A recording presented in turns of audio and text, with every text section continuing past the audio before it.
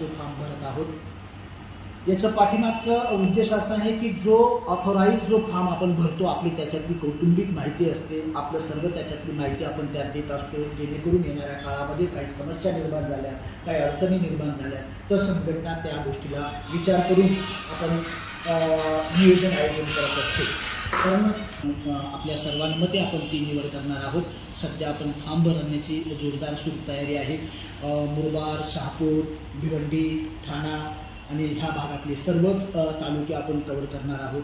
त्या दृष्टीने आपण इथे आलात, आपली वैयक्तिक जी काही माहिती आहे ती आपण या फॉर्ममध्ये देणार आहोत।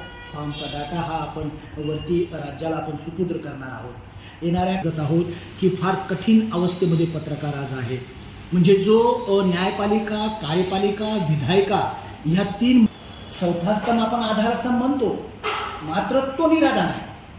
कारण आम्ही लोकांना न्याय मिळवून देतो, त्याच्यासाठी झटत असतो, मात्र आमच्या कौटुंबिक समस्या काय, आमचं दैनंदिन जीवनाची अवस्था काय एवढी बिकट झालेली आहे, त्यासाठी संघटित शक्ती निर्माण करून आपल्याला न्यायिक लढा लढावा लागेल। त्या अनुषंगाने देशभरातून व्हॉइस ऑफ मीडियाची ही वाटचाल आहे।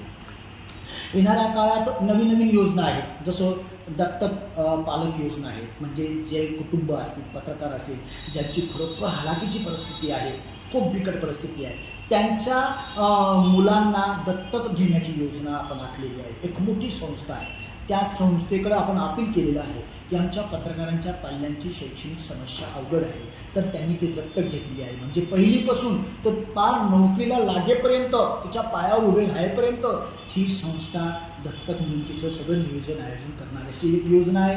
दुसरं, आपल्याला घरं नसतील पत्रकारांसाठी घरांची ती योजना आपण करत आहोत। लवकरात लवकर एकामागे एक योजना आपण आता राबवणार आहोत। दररोज आमच्या ऑनलाईनच्या मिटिंगा चालत असतात, राज्याच्या काय चाललं जिल्ह्यामध्ये, कुठपर्यंत आलं काम, काय कमिया खामिया आहेत ते सुचवा, ते आम्ही मान्य करत असतो। मी सर्वांना विनंती करेन की आपण या संघटनेमध्ये तनमन धनानं एकदम निस्वार्थपणे आपण काम करावं, एकत्रित राहावं। आपण नक्कीच आपल्या पत्रकार बांधवांसाठी आपण काही करू ही आशा आणि विश्वास व्यक्त करतो।